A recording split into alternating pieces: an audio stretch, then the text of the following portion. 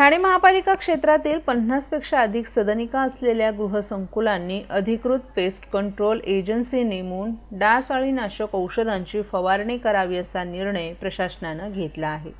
या निर्णयाची अंमलबजावणी न करणाऱ्या संकुलांमध्ये डासांच्या अळ्या आढळून आल्यास दंडात्मक कारवाई देखील केली जाणार आहे। महापालिकेने याबाबत नोटिसा पाठवल्या असून त्याबाबत नाराजीचा सूर उमटलाय।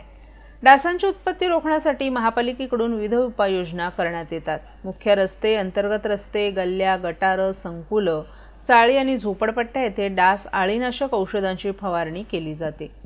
करदात्या ठाणेकरांना पालिका ही सेवा विनामूल्य देते, मात्र आता याचा भार ठाणेकरांवरच पडणार असल्याचं स्पष्ट झाले। पावसाळ्याच्या काळात अनेक ठिकाणी पाणी साचून त्यात डास आणि अळ्यांची उत्पत्ती होते, त्यामुळे साथीच्या रोगांचा प्रसार होतो।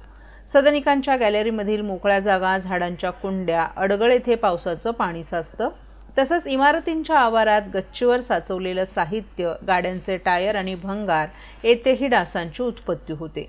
आपल्या इमारतीत अशी परिस्थिती निर्माण होणार नाही याची दक्षता घेण्याची सर्वस्वी जबाबदारी संबंधित गृहनिर्माण संस्था किंवा अपार्टमेंटचे अध्यक्ष किंवा सचिव यांची असल्याचं पालिकेने नोटिसीमध्ये स्पष्ट केलंय।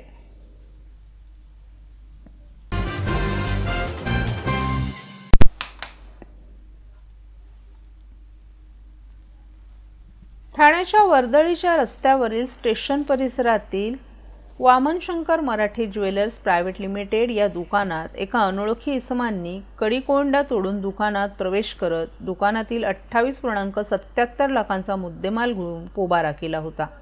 या प्रकरणी नौपाडा पोलीस ठाण्यात गुन्हा दाखल करून नौपाडा पोलीस आणि गुन्हे शाखेद्वारे तपास सुरू केला असता अखेर या आरोपींचा मागोवा घेत ठाणे गुन्हे शाखा आणि मध्यवर्ती गुन्हे शाखेच्या पथकांनी सूत्रधारांसह 5 जणांना 21 डिसेंबर रोजी बेड्या ठोकून तब्बल 29,15,340 रुपयांचा मुद्देमाल हस्तगत केलाय। ठाण्यात ज्वेलर्स दुकानात लूट करून गुजरात राज्यात लपून बसलेल्या आरोपींचा तांत्रिक अभ्यास आणि मोबाईलचं विश्लेषण करत पोलीस पथकानं आरोपी लीलाराम उर्फ लीलेश मालाराम मेशवाल, वय वर्ष 29, राहणार राजस्थान, हा आईस्क्रीम पार्लर चालक असून आरोपी चुन्नीलाल उर्फ सुमन शंकरलाल प्रजापती, राहणार राजस्थान, हा मिस्त्री कामगार आहे। तर दुसरा आरोपी जयसराम उर्फ जेडी देवराम कलबी, हा इलेक्ट्रिशियन आहे। आरोपी दोनाराम उर्फ दिलीप मालाराम पराडिया, हा डायमंड बाजारातील कर्मचारी आहे।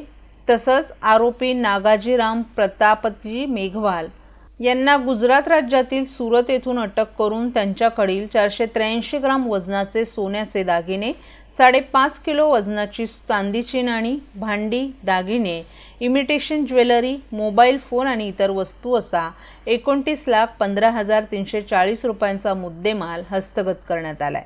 अटक सर्व आरोपींना ठाणे न्यायालयात नेलं असता न्यायालयानं त्यांना 26 डिसेंबरपर्यंत पोलीस कोठडीत ठेवण्याचे आदेश दिलेत। अटक 5ही आरोपी हे मूळचे राजस्थान राज्यातील आहेत, तर या आरोपींवर राजस्थान येथे अनेक गुन्हे दाखल असल्याची माहिती या पत्रकार परिषदेत पोलिसांनी दिली आहे। स्टेशन नौपाड्याच्या हद्दीमध्ये 17 डिसेंबरला मराठी ज्वेलर्समध्ये घरफोडी चोरीचा प्रकार घडला होता, ज्याच्यामध्ये 28,77,000चा मुद्देमाल चोरीला गेला होता। त्या नौपाड्याच्या गुन्ह्यामध्ये गुन्हे शाखेचे खंडणी पथकाचे प्रमुख एसीपी शेखर बागडे, त्याचबरोबर एसीपी डिटेक्शन 2 श्री डोंगरे, खंडणी पथकाचे अधिकारी, मध्यवर्ती कक्षाचे आमचे अधिकारी PI Shinde, PI Narendra Pawar, API Sunil Tarmale, API Shrikrishna Gore, API Bhushan Kapadnis, PSI Vijay Rathod, PSI Tawde आणि पीएसआय दीपक पाटील आणि त्यांचे सर्व सहकारी पोलीस अंमलदार यांनी सदर गुन्ह्याचा समांतर तपास करून त्यामध्ये महाराष्ट्रातील भगिनींना आधार देणारी राज्य शासनाची मुख्यमंत्री माझी लाडकी बहीण योजना। या योजनेअंतर्गत अल्प उत्पन्न गटातील 21 ते 65 वयोगटाच्या भगिनींना मिळणार दरमहा 1,500 रुपयाची मदत। अर्ज करण्यासाठी 31 ऑगस्ट 2024 पर्यंत मुदतवाढ। कुटुंबाचं वार्षिक उत्पन्न 2.5 लाख रुपयांपेक्षा कमी असलेल्या महिला पात्र। कुटुंबाकडे पिवळं किंवा केशरी रेशन कार्ड असल्यास उत्पन्नाचा दाखला आवश्यक नाही। पांढरं रेशन कार्ड असेल किंवा रेशन कार्ड नसेल तर कुटुंबाचं वार्षिक उत्पन्न 2.5 लाखांपेक्षा कमी असल्याचा दाखला आवश्यक। योजनेसाठीचा ऑनलाईन अर्ज नारी शक्ती दूत ऍप वरून किंवा पोर्टलवर भरता येईल। ज्या भगिनींना ऑनलाईन अर्ज भरता येत नसेल त्यांच्यासाठी अंगणवाडी, ग्रामपंचायत, वॉर्ड ऑफिस, सेतू सुविधा केंद्रामध्ये किंवा आशाताई बचत गटाच्या CRP यांची मदत उपलब्ध। आता आपल्याला अभिमानाने म्हणता येईल, सुखी आणि सुरक्षित आहे माझी लाडकी बहीण।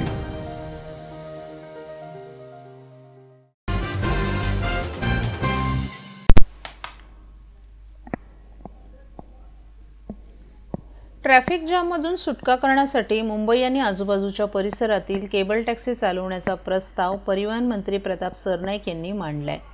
पदभार सांभाळल्यानंतर परिवहन मंत्री प्रताप सरनाईक यांनी पहिलीच घोषणा मुंबईतून केबल टॅक्सी चालवण्याची केल्यानं आश्चर्य व्यक्त होते। मुंबईकरांची वाहतूक कोंडीतून सोडवणूक करण्यासाठी विविध पर्याय हाताळावे लागतील आणि केबल टॅक्सी हा एक त्यापैकी पर्याय असल्याचंही सरनाईक यांनी सांगितलं। केबल टॅक्सी हा मुंबई महानगर क्षेत्रात परिवहनासाठी लोकप्रिय पर्याय होऊ शकतो।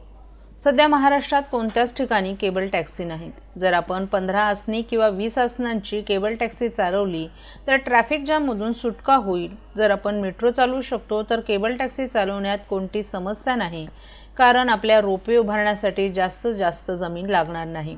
केबल टॅक्सी महाराष्ट्र परिवहन विभागाच्या अंतर्गत चालवायला हव्यात, त्यामुळे ही प्रणाली योग्य प्रकारे चालेल असंही सरनाईक यांनी सांगितलं। एसटी महामंडळाच्या कर्मचाऱ्यांच्या बदल्यामधील राजकीय आणि युनियनचा हस्तक्षेप टाळण्यासाठी बदल्या ऑनलाईन करण्याचा निर्णय झाला असल्याचं परिवहन मंत्री प्रताप सरनाईक यांनी सांगितलं। गुजरातच्या एसटी डेपोहून आपल्याला येथील एसटी डेपोंचं आधुनिकीकरण केलं जाणार आहे।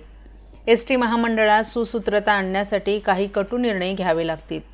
उपमुख्यमंत्री एकनाथ शिंदे याबाबत निर्णय घेतील असंही सरनाईक यांनी सांगितलं।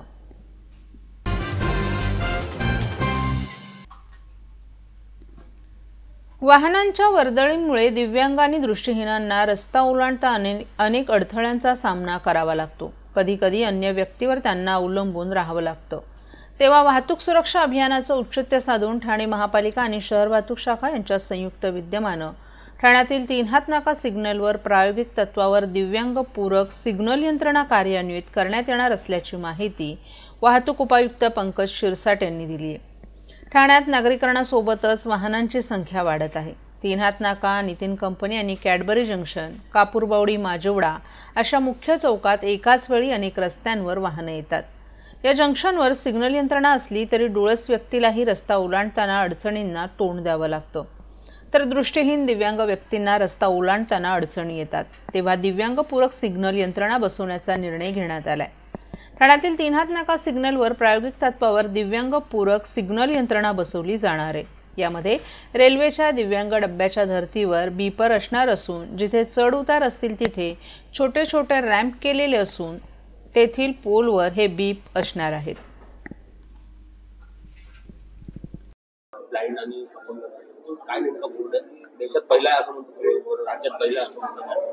हो, आपल्याकडं महानगरपालिका आणि आपल्या माध्यमातून आपण या ठिकाणी सगळ्यात पहिला सिग्नल म्हणजे हँडिकॅप ऍक्सेसिबल सिग्नल ज्याला म्हणतो आपण त्याला, तर तो आपण 3 हात नाका या ठिकाणी चालू करणार आहोत। माझ्या माहितीप्रमाणे तो भारतात आणि महाराष्ट्रात तो पहिल्यांदा चालू होत आहे। तो बीपर बेस्ड असणार आहे आणि बीपर जसं याला बीपर असतं, आपण हँडिकॅपचा डबा जो आहे रेल्वेचा त्या ठिकाणी जसं बीपर असतं त्या प्रकारचं बीपर त्या ठिकाणी असणार आहे। ते सांगेल की इथे आपल्याला थांबायचं नाही थांबायचं, ते अन्नांनाच आपल्याला कळेल, आपल्याला कळणार नाही ते। ब्रेल लिपीमध्ये सुद्धा काही हो, ब्रेल लिपीमध्ये म्हणजे त्यांना हात लावून त्या ठिकाणी कळू शकतं की बीपर वाजल्यानंतर त्यांना लक्षात येईल, नंतर त्यांनी ब्रेल लिपीनुसार हात लावला तर त्यांना त्या ठिकाणी कळत नक्की त्यांना कोणत्या दिशेने जायचंय। आता सध्या आपण प्रायोगिक तत्वावर 3 हात नाका या ठिकाणी करत आहोत।